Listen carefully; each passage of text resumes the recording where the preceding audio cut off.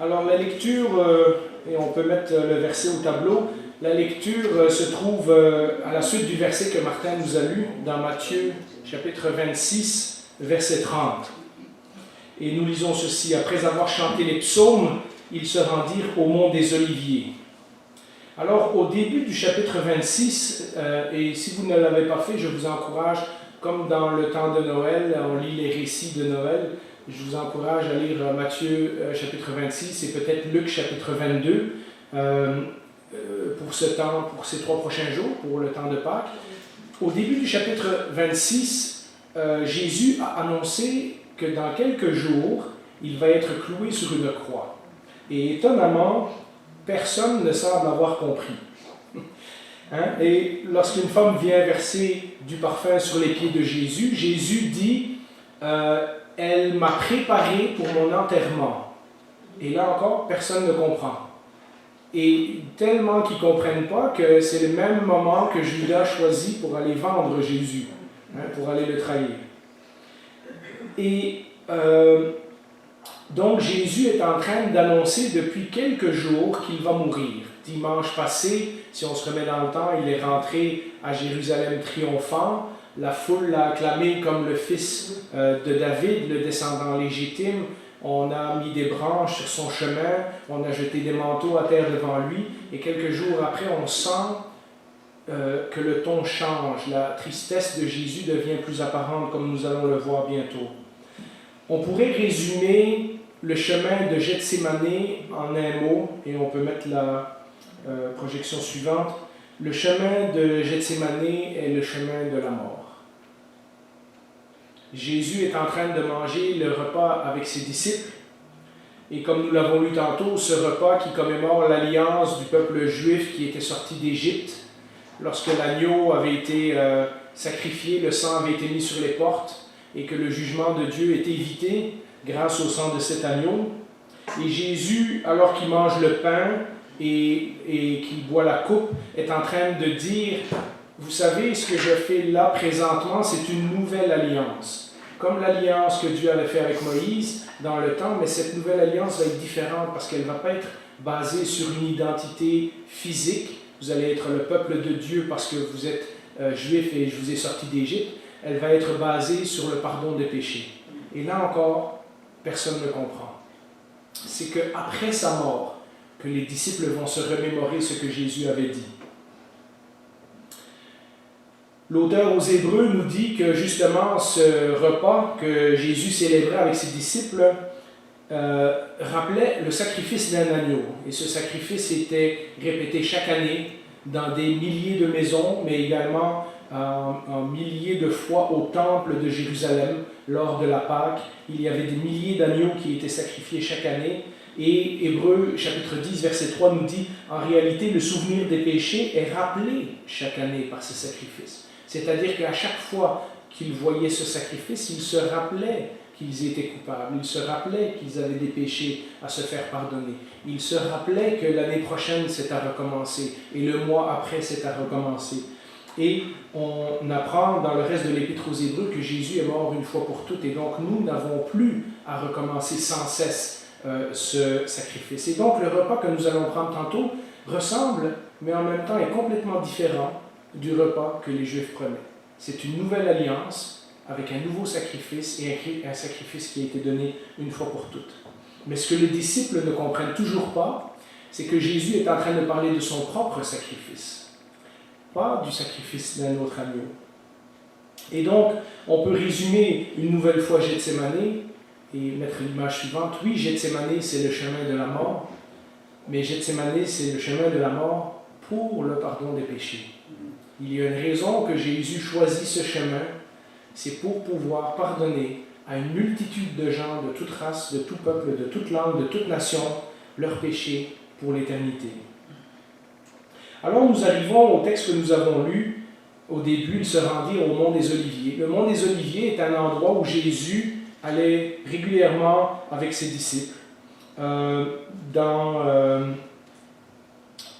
peut mettre le texte de Luc chapitre 22. Jésus sortit et se rendit comme d'habitude au mont des Oliviers. Ses disciples le suivirent. Donc ça, c'est après le repas, après qu'ils ont chanté des cantiques. Lorsqu'il fut arrivé à cet endroit, il leur dit « Priez de ne pas céder à la tentation ou à l'épreuve. » Puis il s'éloigna d'eux à la distance d'environ un jet de pierre, se mit à genoux et pria en disant « Père, si tu voulais éloigner de moi cette coupe, toutefois que ce ne soit pas ma volonté qui se fasse, mais la tienne. » Et la suite du texte, alors un ange du ciel lui apparut pour le fortifier. Saisi d'angoisse, Jésus priait avec plus d'insistance, et sa sueur devint comme des cailloux de sang qui tombaient par terre. Après avoir prié, il se releva et vint vers les disciples qu'il trouva endormis de tristesse. Alors il leur dit, « Pourquoi dormez-vous? Levez-vous et priez pour ne pas céder à la tentation. » Donc le récit de Luc est un petit peu différent de celui de Matthieu. Mais ce que nous apprenons, c'est qu'en route pour le mont des Oliviers, Jésus et ses disciples s'arrêtent à Gethsémané. Gethsémané, c'est une partie du jardin des Oliviers.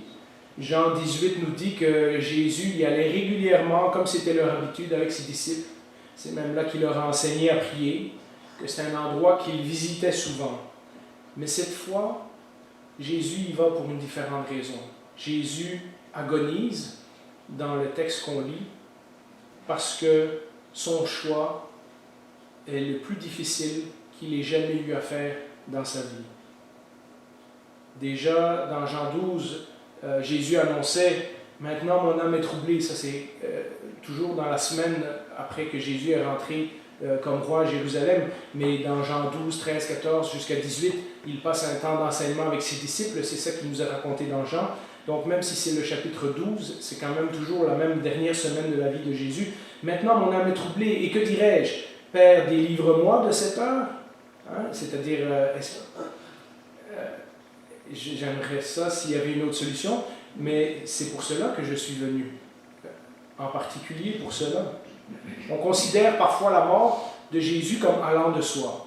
Vous savez, moi j'entends ces histoires depuis que je suis tout petit, et donc il y a une partie de ma vie où, et je le vois dans mes enfants aussi, où lorsqu'on parle de la mort de Jésus, ben, c'est devenu comme une histoire. On la raconte sans réaliser qu'on est en train de parler de la mort de quelqu'un. Pourtant, ce verset nous indique qu'une semaine avant sa mort, Jésus est déjà pris avec une angoisse. Jésus est déjà troublé.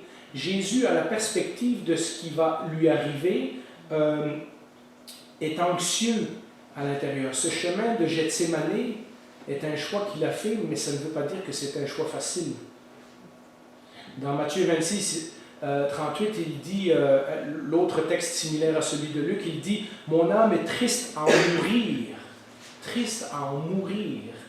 Restez ici et veillez avec moi. » Et vous savez ce qui se passe, les disciples s'endorment, Judas le trahit, Pierre le renie, tout le monde s'enfuit en courant, il va finir sur une croix, après avoir passé d'un tribunal à l'autre, après avoir été humilié.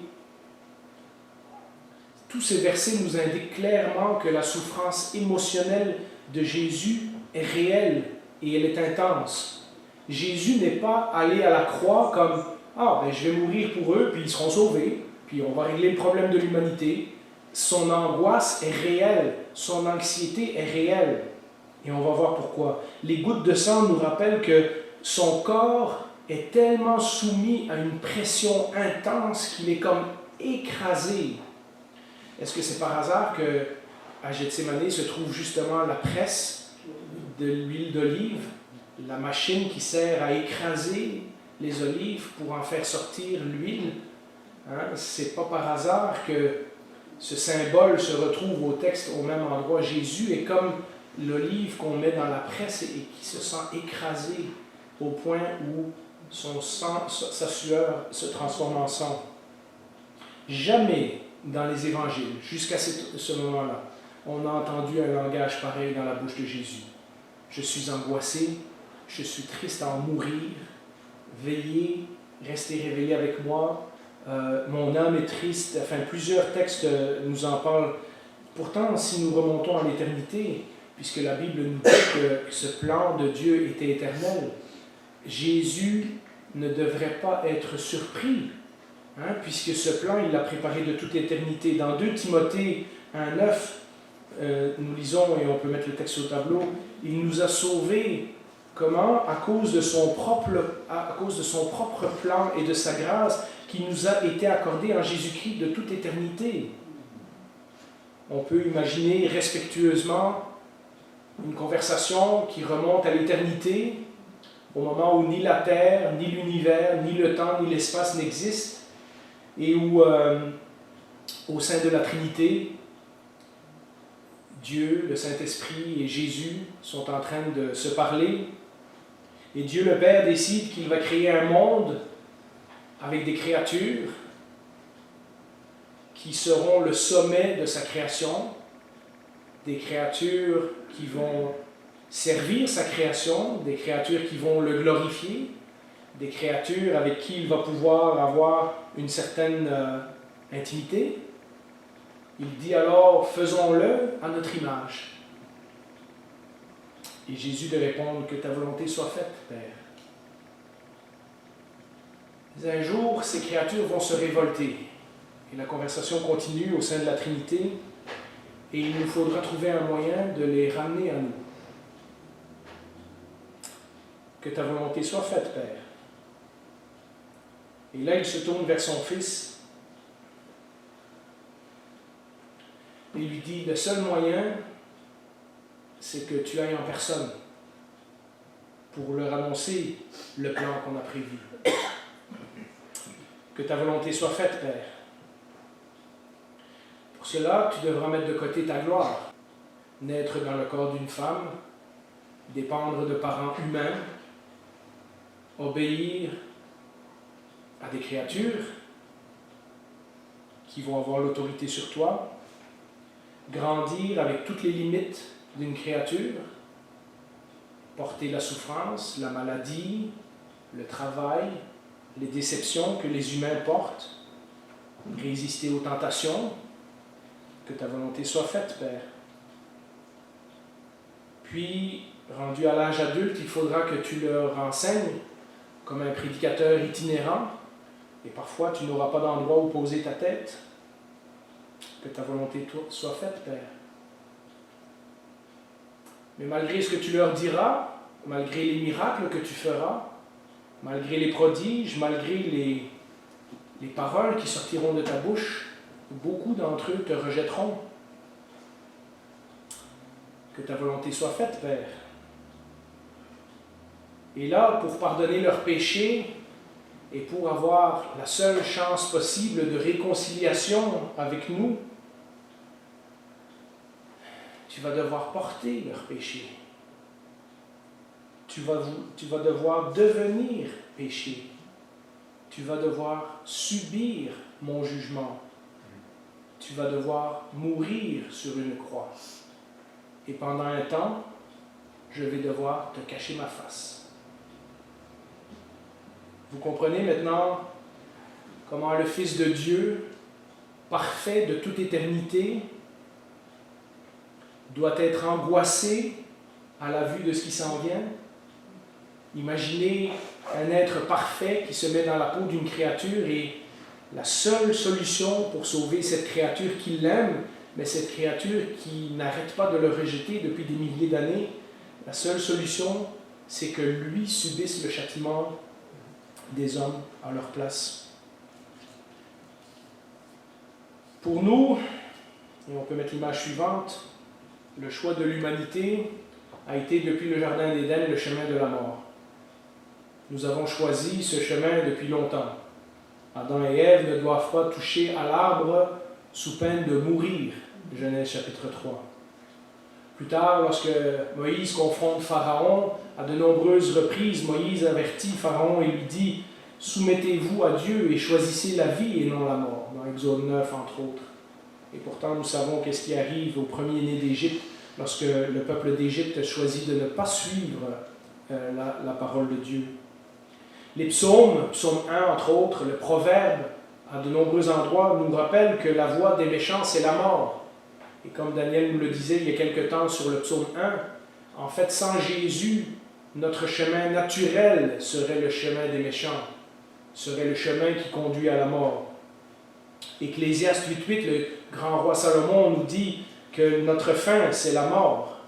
Romains nous rappelle dans long et en large que le salaire du péché, c'est la mort. Que tous ont péché et sont privés de la gloire de Dieu. Et que nous n'avons sans Dieu un seul choix, celui qui conduit à la mort. Nous pensons être libres, mais nous sommes sans Jésus sur le chemin qui conduit à la mort. Il n'y a pas d'autres issues. D'ailleurs, même dans nos dictons populaires, on le dit, il y a deux choses qui sont certaines dans la vie, c'est les taxes et la mort. Et même les taxes, je ne suis pas sûr, parce qu'il y a des pays où les gens ne sont pas taxés. Mais même la sagesse populaire s'est rendue compte qu'on finit tous par mourir un jour. Et donc, le seul chemin que nous avons depuis très très très longtemps est le même que tous nos ancêtres ont suivi avant nous, c'est le chemin de la mort. Et là nous arrive Jésus, le Fils parfait de Dieu, et Jésus a un autre choix. Jésus, en tant qu'être parfait, malgré qu'il est homme comme nous, et la Bible le dit à plusieurs reprises, il peut compatir à nos faiblesses parce qu'il a vécu dans notre peau, le choix de Jésus est différent. Alors, quand nous lisons notre histoire, et après, nous lisons l'histoire de Jésus sans savoir qu'il est le Fils de Dieu, on pourrait croire que Jésus était un homme bon qui est mort de façon injuste. Mais c'est beaucoup plus que ça. Nous voyons bien qu'il n'y en a rien. Le chemin de Gethsémani, c'est le chemin de la mort pour Jésus, le seul chemin qui peut nous offrir le pardon des péchés, mais c'est aussi le chemin que lui a fait le choix 100% volontaire, et de toute éternité, il a fait le choix de suivre ce chemin. Et lui, il a le choix de ne pas le suivre, parce qu'étant parfait, il n'est pas obligé de mourir.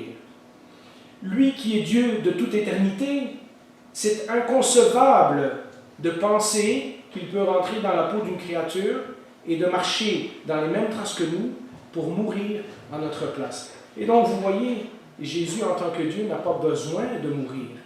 Nulle part c'est dit que c'est une obligation. Jésus n'a pas péché. Jésus n'a rien fait qui mérite le jugement de Dieu. On l'a vu dans les 2 ou 3 derniers dimanches, plusieurs prédicateurs nous ont rappelé que Jésus a choisi le chemin de l'humilité, que Jésus a choisi le chemin de l'obéissance, que Jésus a volontairement fait ce choix. Et donc, oui, Jésus s'en va vers la mort, mais alors que nous y marchons parce que nous n'avons pas de choix, lui, il le fait de son plein gré. D'un côté, on peut mettre l'image, lorsque Jésus regarde vers Jérusalem, Jésus voit le temple. Et en voyant le temple, puisqu'on sait où était le mont des Oliviers, en voyant le temple, et c'est la fête de Pâques à Jérusalem cette semaine-là, il voit l'autel, et il voit les agneaux, et il voit le sang, et il voit ces agneaux dont le sang coule jour après jour, pendant 8 jours, pour essayer d'effacer le péché du peuple de Dieu. Et il sait que s'il choisit ce chemin-là, le chemin qui le conduit vers Jérusalem et vers le temple, c'est lui, l'agneau de Dieu, qui va subir le même sort. Il va être sacrifié, son sang va couler, la colère de Dieu, pensez-y, la colère de Dieu qui nous était destinée va passer sur lui. Et donc, lorsque Jésus est angoissé au jardin de Gethsémani, il est angoissé pour une bonne raison. Il sait que ce chemin-là va l'amener sur la croix. Et lorsqu'il regarde de l'autre côté du mont des Oliviers, et on peut mettre l'autre image, ce qu'il voit, c'est le désert de Judée. Ce désert où, oui, il a déjà été tenté, mais ce désert qui aussi a servi de refuge à des hommes comme David et d'autres, qui, dans des périodes difficiles de leur vie, se sont réfugiés dans le désert et ont trouvé compagnie auprès de Dieu. Un petit 45 minutes de marche, et il pourrait échapper à la trahison de Judas. Il pourrait ne pas avoir à affronter le reniement de Pierre. Il pourrait échapper au procès devant Caïphe, devant Hérode, devant Pilate. Il pourrait échapper au rejet du peuple, ce même peuple qui l'acclamait une semaine auparavant et qui va réclamer son sang dans pas longtemps. Il pourrait échapper à l'humiliation de voir Barnabas choisi au lieu de lui. Il pourrait échapper à la couronne d'épines qui fait des trous dans son front. Il pourrait échapper au fouet qui est en train de lui lacérer le dos. Il pourrait échapper au clou. Il pourrait échapper à l'agonie qui dure des heures et des heures sur la croix. Les moqueries des gens qui le provoquent pour descendre de cette croix. Les pleurs de sa mère qui ne sait plus quoi faire. Et finalement, l'abandon par Dieu. Et à Gethsémani, ce soir-là, Jésus fait un choix.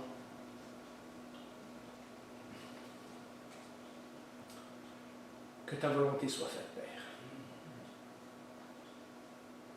Et donc le chemin de Gethsémani, ce n'est pas que le chemin de la mort. Ce n'est pas que le chemin de la mort pour le pardon des péchés, mais c'est aussi le chemin de la mort pour le pardon des péchés, choisi par Jésus, par amour pour nous. Je vous l'ai dit souvent au cours des années dans mes prédications, Jésus ne nous demande jamais de marcher sur un chemin qu'il n'a pas marché avant. Mais cette fois, c'est une exception.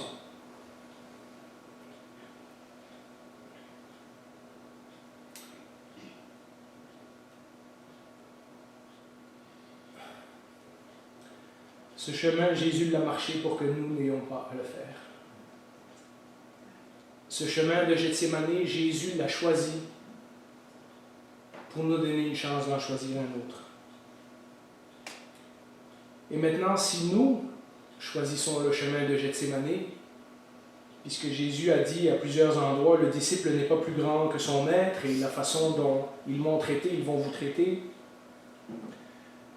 Si nous choisissons le chemin de Gethsémani, vous savez ce qui est fantastique, c'est que lorsque nous choisissons de mourir à nous-mêmes, c'est-à-dire de remettre notre ancienne vie dans les mains de Dieu et dire « Seigneur, prends-la et donne-moi la nouvelle vie que tu promets », lorsque nous marchons sur le chemin de Gethsémani, nous marchons, nous, sur le chemin de la vie.